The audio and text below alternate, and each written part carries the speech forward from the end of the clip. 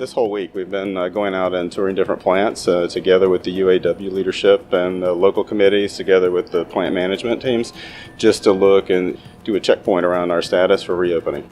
And they've modified stations to make sure everything is safe and ready to go when it comes to making the proper measures and making sure that we're absolutely ready to go, including the PPE we have on right now, but also things like weld curtains, Plex, social distancing, reconfiguring stations.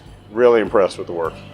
It's times like this where I'm very proud to be part of this manufacturing team at FCA, because we have a lot of caring people who really understand how serious this issue has been for the state and for the country.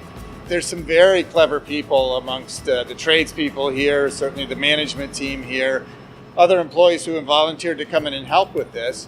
And they have some really good ideas, I think, that'll make the workplace workable, a place where any of us would want to work, but very safe. And we want to be together with our teammates, but not too much now. It's different. And I think they've come to some really good arrangements to make that happen. We'll be working differently than we have been before. A key difference is we're all going to be required to wear the mask. It's different to get used to. It's going to take a shift, a day, to get used to wearing that. The masks are not for me.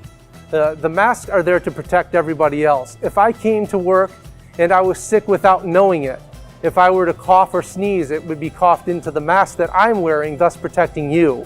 We've got a few more things to do over this next week to get the rest of the action items closed that the teams are working on. 100% comfortable and 100% comfortable that I would have my family here as well. And my FCA family will be here, so I am comfortable.